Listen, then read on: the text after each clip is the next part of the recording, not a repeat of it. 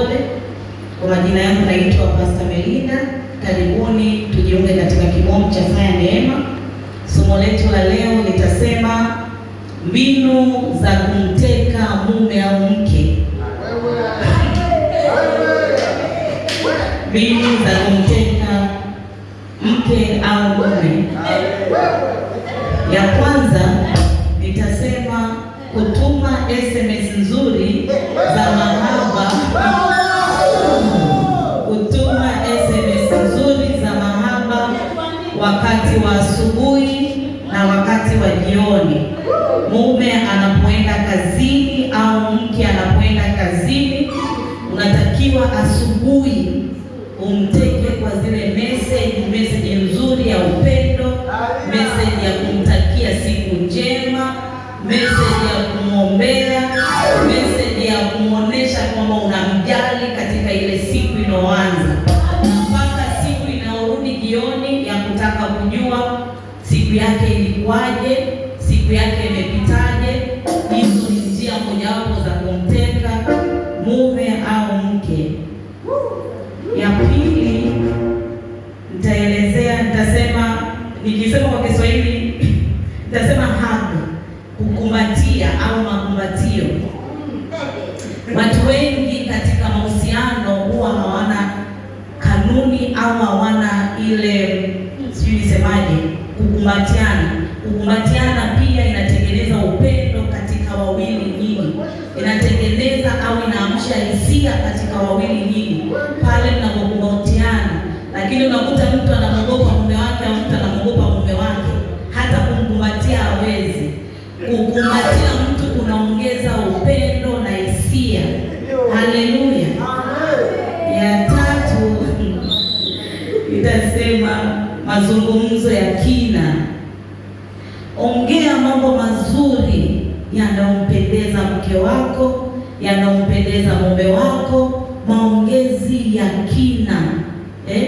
Elezea kuhusu jinsi alivyo, elezea kuhusu jinsi alivyo baba bora, elezea jinsi alivyo mama bora, elezea jinsi unavyompenda. Muelezee mwenza wako ili kuimarisha ule upendo katikati yenu. Usipokuwa na maongezi ya kina ya kuweza kuongea au kuzungumza katika yenu ninyi wawili, inakuwa ni ngumu. Hiyo inawasababisha nyie kutengeneza bond, kutengeneza uhusiano katika nyie wawili.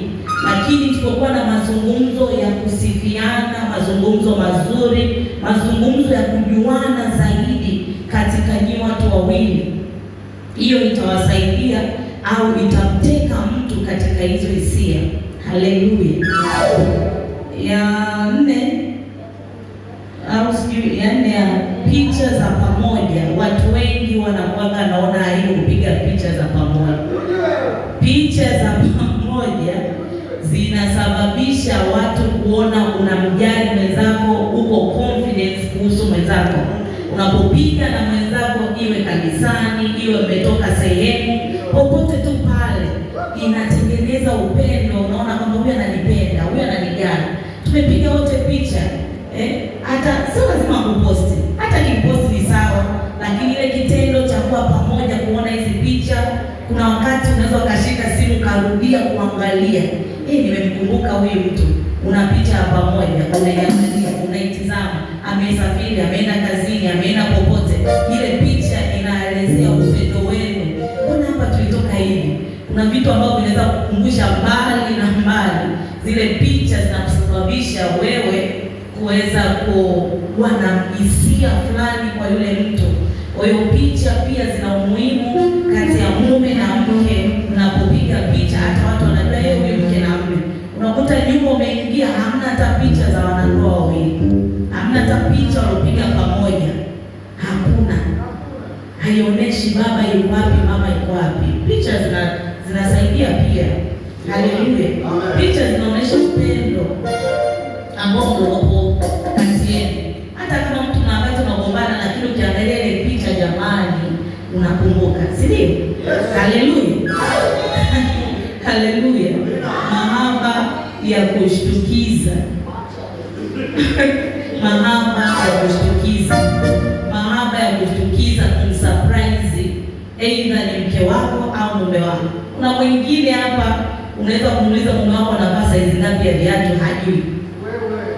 Anavaa suruali saizi ngapi, hajui.